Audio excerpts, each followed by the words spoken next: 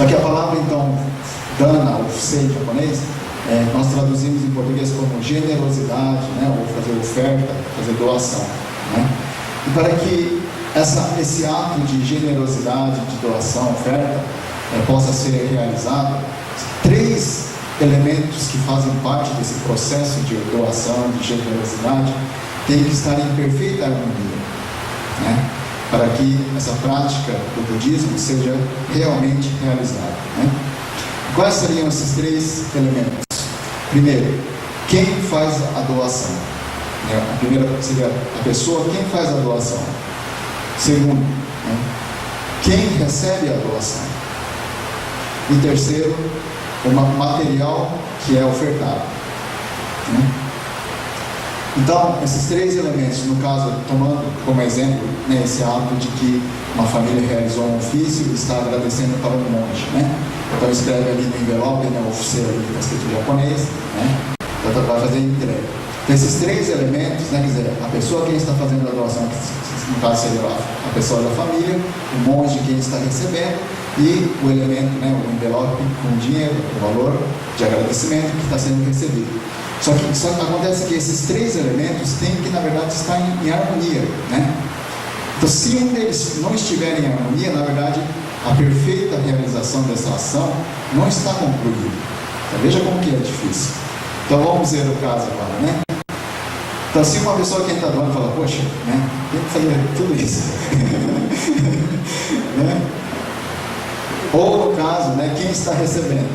Só isso.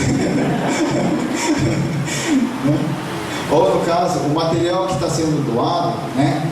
Você, ao invés de ter um fruto de um trabalho suado, né, que você fez com carinho, com respeito, com humildade, com gratidão, você no seu dia a dia você ganhou dinheiro suado, né? Você fez essa oferta. Se você de repente pega, né, alguma coisa de alguém, você rouba de alguém, você vai ofertar para outra pessoa. Então esse tipo de doação, esse material não é produto de algo lícito, né? Então isso faz com que essa oferta não seja completa, né?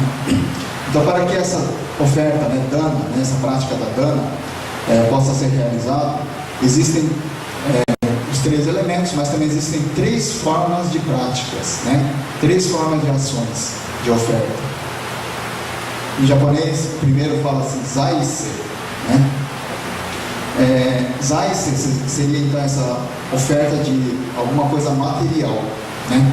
Algum produto material, pode ser dinheiro, pode ser, né, quando faz essas campanhas de agasalho, vocês vão doar agasalho, né, esse tipo de coisa. Então qualquer tipo de produto material que você vai fazer doação, não só para o templo, para, né, entidades e tal, mas para qualquer outra pessoa você vai ofertar, você vai doar.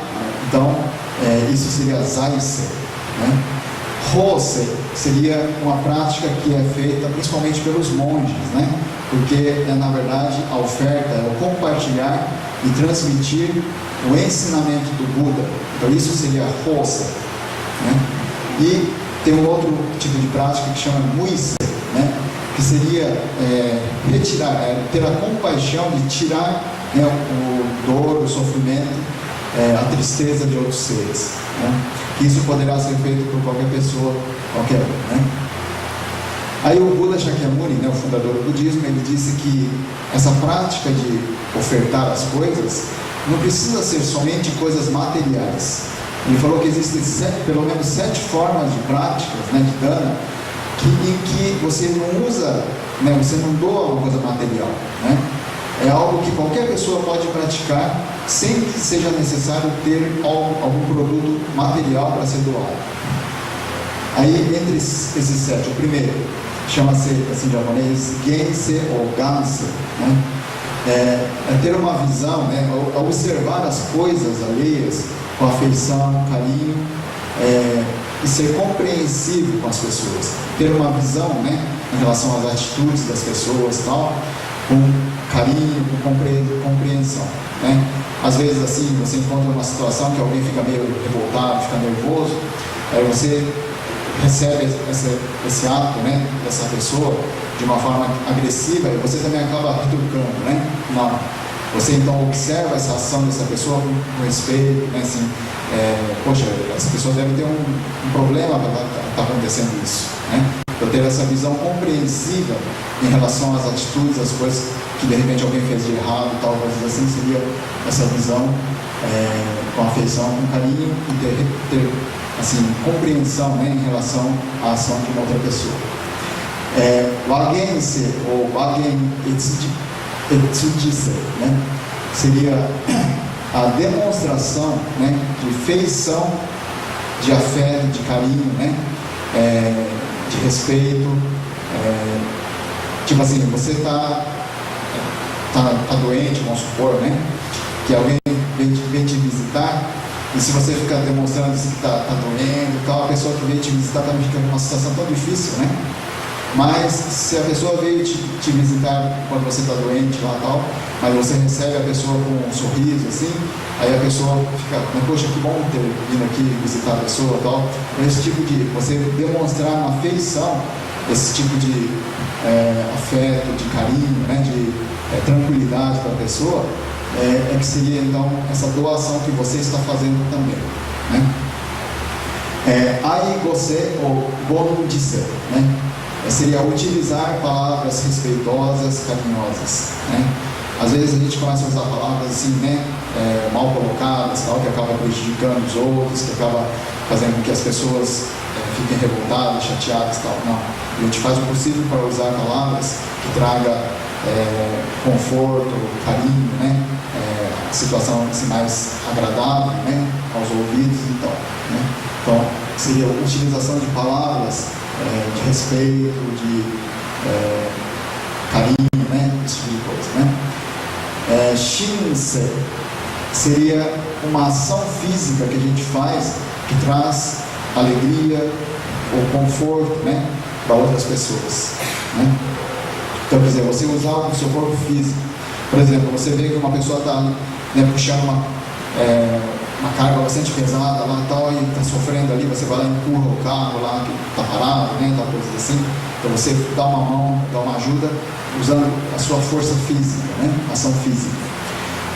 Com a mesma pronúncia, shinse também, mas com a escrita diferente em japonês, agora é um sentimento interno do coração, né, você ter um sentimento, assim, pensar em outras pessoas, né, com respeito, carinho, consideração, afeto.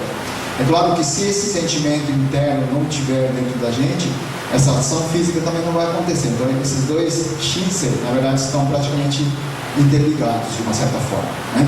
Mas para explicar, né, o Buda falou que existe essa forma de você ter o sentimento interno e a ação física, que também é demonstrada nessas duas formas de ações, né? O sexto seria shozase, né, que seria ceder um espaço que você está utilizando ali, sentado, né, por exemplo, dar o seu lugar para outra pessoa, né? Por exemplo, lá em São Paulo a gente pega muitas vezes o metrô e tal, né, e você encontra um monte de gente entrando dentro do mesmo trem, e pessoa mais de idade, ou pessoa com dificuldade de locomoção e tal, na sua frente, você então cede o seu espaço e tal. Não que seja nessas condições de pessoas que estão com mais dificuldades e tal, mas sempre você procurar ter, né, mais consideração em relação a outras pessoas. Se você está sentado, mas você vê que dá para ceder o seu lugar, esse tipo de ação, né, que seria então essa doação de um lugar, né, para outra pessoa, né? E boshase seria ceder uma casa para um visitante principal. Isso hoje em dia realmente não é uma coisa tão simples assim, né? É claro que naquela época do Buda, principalmente em relação aos monges, né, que iam de cidade em cidade, né, para fazer a pregação e o ensinamento, para ficar num lugar, para passar a perguntar uma noite, as pessoas iam então nas residências e pediam assim, será que teria condições de ficar em algum lugar da sua residência para perguntar? Então, esse tipo de doação, né, de ofertar o espaço da casa e tal, isso era colocado como sendo uma prática importante do budismo, né? Só que eu encontrei, buscando assim, né, muitas coisas do site, que, por exemplo, hoje em dia isso dá para até fazer, né? Seria, por exemplo, você está em dia de chuva, você está com guarda-chuva e tem alguém lá fora que está sem guarda-chuva e está molhando.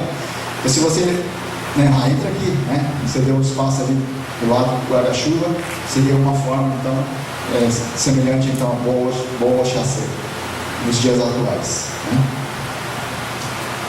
né?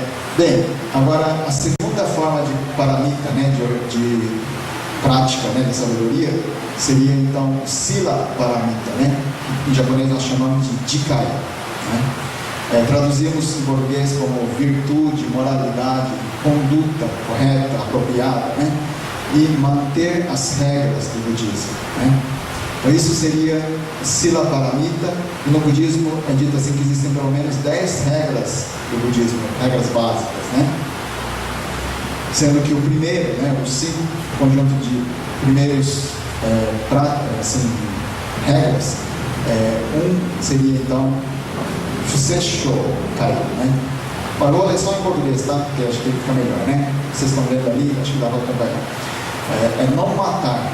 É claro que em outras religiosidades também muitas falam assim, né? Mas no budismo, que é um dos ensinamentos mais antigos, né, no mundo atual, já falava sobre isso, é claro, né? Não matar. No budismo, em relação a todas as vidas, né? Só que na regra principal aqui do budismo, é claro que volta-se principalmente em relação à vida humana, né? Não tirar a vida de outra pessoa, né?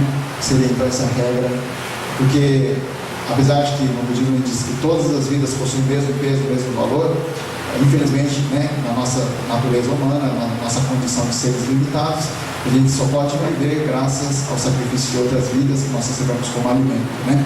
Então, tirando isso, as outras formas de vida, né, principalmente humana, procurar não matar, né? Então essa seria uma das regras fundamentais do budismo.